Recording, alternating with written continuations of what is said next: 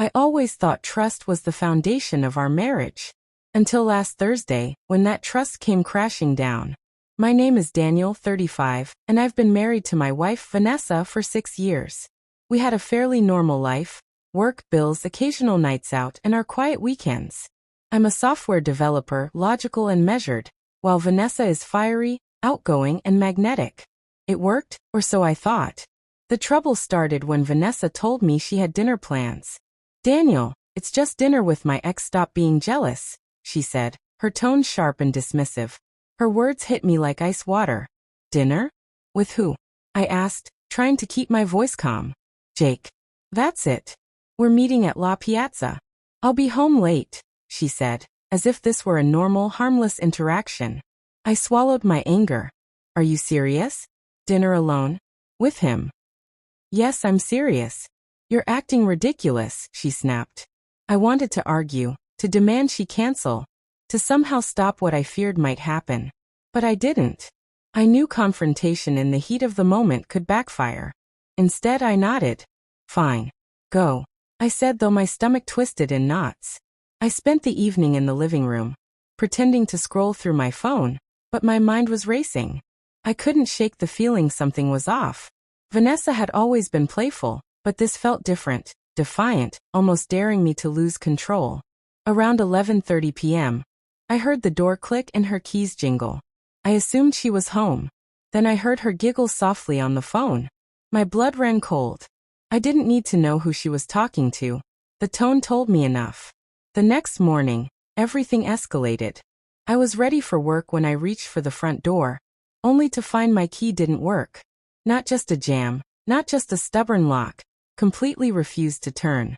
I paused, my heart racing. The apartment felt suddenly strange, alien. A sinking realization settled over me. Vanessa had changed the locks. Overnight. No warning, no explanation. I tried calling.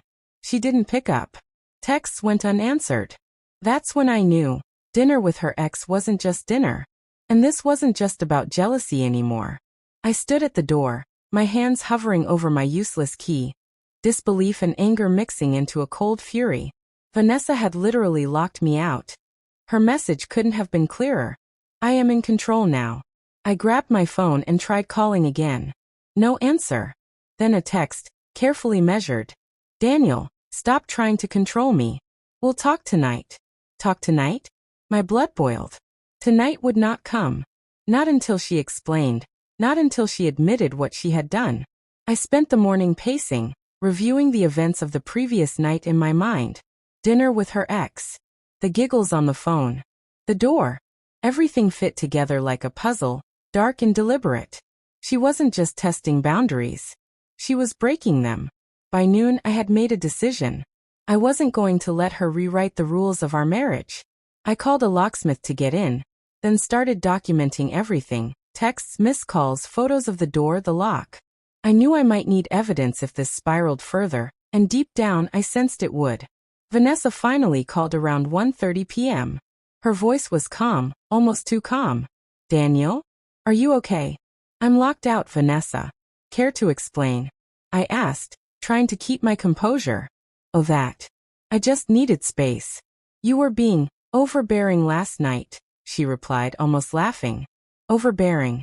I repeated, disbelief cutting through me. "You went out to dinner with your ex, and then changed the locks on me overnight. That's not space. That's betrayal." There was a pause. Her tone shifted slightly, more defensive. "It's not betrayal if it's what I needed." I clenched my fists. I realized then that this wasn't a fight I could have calmly. I needed to act, not argue. I needed to show her that actions have consequences. By late afternoon, I was inside. Locksmith had done his job. I surveyed the apartment silently, thinking about how long I had invested in this marriage, how much trust one had given her, and how quickly she had tossed it aside.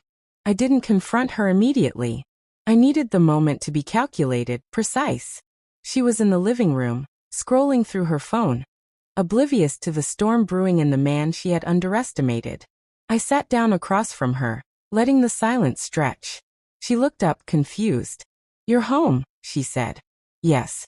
And we need to talk," I said, my voice calm but carrying the weight of everything she had done. Vanessa looked at me, expecting anger, yelling, maybe tears. Instead, she found something she hadn't seen in months, a man completely in control of himself and of the situation. I locked myself out last night, she started, her voice shaky. I needed space. You were overreacting. I shook my head slowly.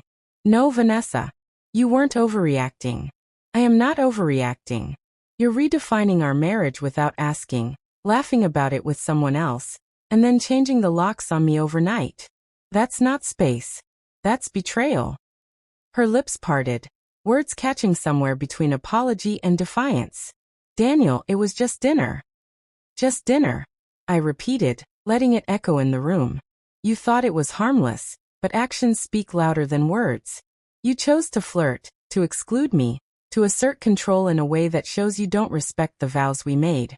That's not harmless. That's deliberate. She swallowed hard, realizing the gravity of the situation.